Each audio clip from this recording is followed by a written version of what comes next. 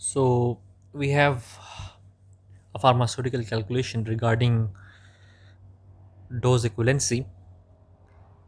In this case, we have to compare omeprazole tablet 20 milligram, and there is one brand called Losec. It's a brand of original brand of omeprazole, and it comes in tablet formulation as well. Losec tablet as well as capsule 20 milligram. Its bioavailability is zero point 0.5, and bioavailability of omeprazole suspension 2 milligram per ml is zero point 0.3. We have to calculate dose of suspension that is equivalent to 20 milligram tablet. In this pharmaceutical calculation, it is important to know about the formula to calculate bioavailability because we will be using that formula. Bioavailability is actually represented by F, and that's equal to Cp, means plasma concentration, divided by dose. Firstly, we will go with for the tablet, as in case of tablet, plasma concentration is missing and bioavailability is given, that is zero point 0.5. Cp is unknown and dose is 20 milligram, and Cp is equal to zero point 0.5 into 20, and we will get the answer of 10 milligram per ml.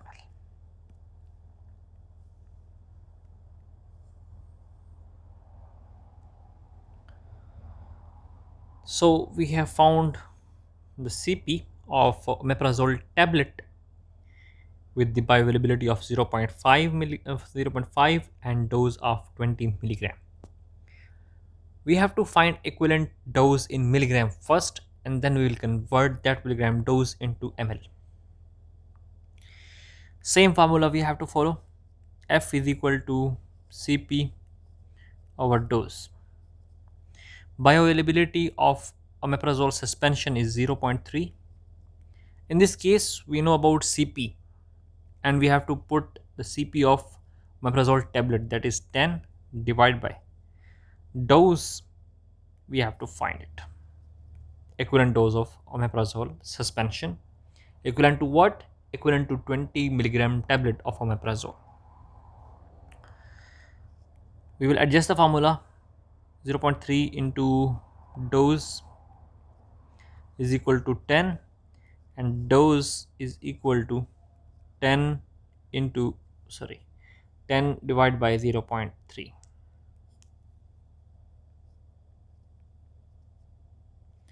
Point cancel, 10 here. So dose is equal to 100 into 100 divided by 3, it will be 33.33. 33.33.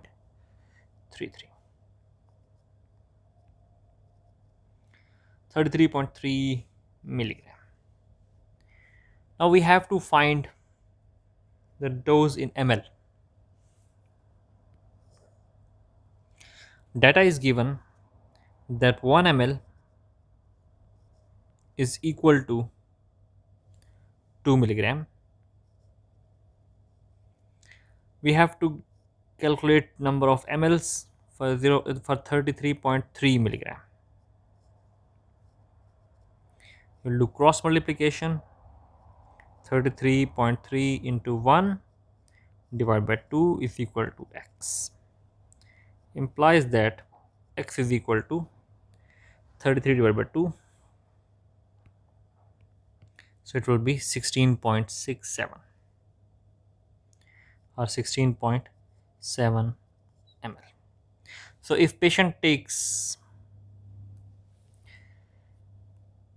16.7 ml, then it will produce equivalent effect as that of 20 milligram tablet. And let's put it in one of the practical scenario that any of the patient comes in the pharmacy, especially hospital pharmacy, and omeprazole tablet is not available. That's out of stock, but suspension is available. So how to prepare that dose, or how to label that medicine?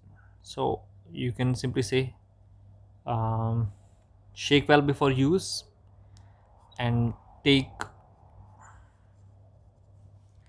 16.7 ml by measure once a day, before food, half hour before food. Okay, for gastric pain.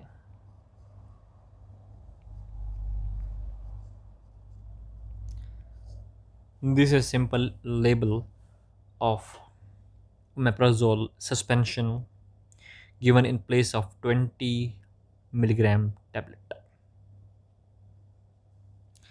But most of the time we miss this thing. Say for example, um, patient comes in pharmacy asking for 20 milligram tablet, but you don't have tablet, and then he says, okay, give me suspension. So generally, um, what we do, so if he is asking for 20 milligram tablet, then he says, okay, so just adjust the dose for me for the suspension, and it's 20, sorry, 2 milligram per ml. It means if patient takes 10 ml, dose will be equal to 20 milligram. But here you will see that bioavailability of 20 milligram tablet is zero point 0.5, and bioavailability of suspension is not zero point 0.5, it's zero point 0.3. So you have to calculate equivalent dosage depending upon, yes, depending upon the bioavailability of the product, rather than doing same calculation. Okay, so this is wrong answer. Giving 10 ml is wrong. Rather, you have to give 16.7 ml. So before dispensing elixir in place of tablet or in place of capsule, just confirm bioavailability of suspension formulation, and then compare it with the bioavailability of tablet or the capsule that's not available. After that, complete this calculation and then label the medicine properly. Let's come to one of the very interesting question, very straightforward but confusing at the same time. You have dispensed 100 ml of 1% silver nitrate solution. Have dispensed, okay, 100 ml of 1% silver nitrate solution. So 100 ml of 1% silver nitrate solution means 1 ml of silver nitrate in 100 ml. Same thing. But doctor advises you to dilute it to 1 ratio 250, means 1 ml in 250 ml solution for use. Now you have to tell the process how to dilute 1% silver nitrate to 1 ratio 250. I am putting it in a practical way. You received a prescription from doctor that you have to dispense 1 ratio 250 strength, okay, but volume should be 100 ml, and in your pharmacy you check the stock and 1% silver nitrate solution is available, but you have to convert it into 1 ratio 250. How will you do this?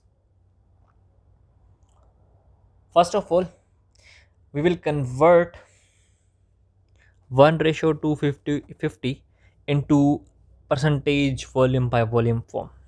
So it means 1 ml is equal to, you can do it in both ways. 1 ml is equal to, is available in 250 ml, then how many ml will be in 100 ml? We'll do the cross multiplication and you will get the answer of, uh, you can actually switch it. It will be equal to 0.4%, or you can do the other way. What's the formula to calculate percentage volume by volume? Percentage volume by volume is equal to 1 divided by 250 multiplied by 100. Same answer you will get 0.4%. These are the two methods to calculate percentage volume by volume. Okay, we have calculated it. Now, main part, you have to dispense 100 ml. Now forget about 1 ratio 250. Now keep in mind that you have to prepare this thing. You have to prepare 0.4%.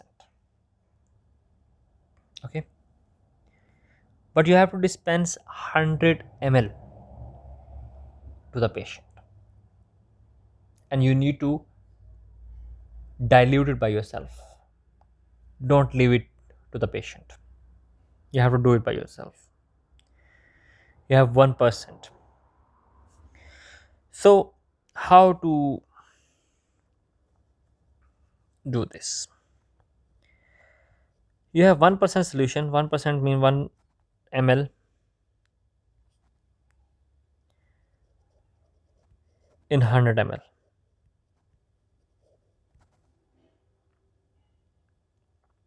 Okay, 1 ml in 100 ml. To make 0.4 ml,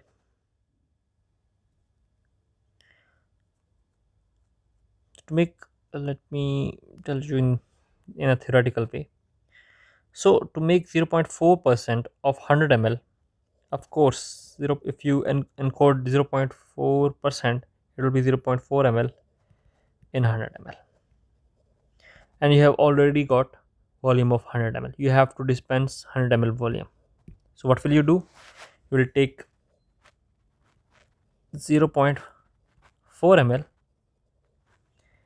and dilute it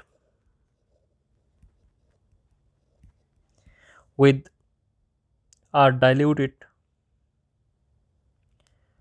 up to 100 ml.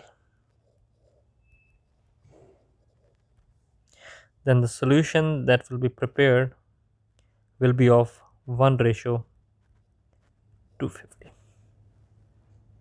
Simple, theoretical, and in this question you just have to understand the basic concept.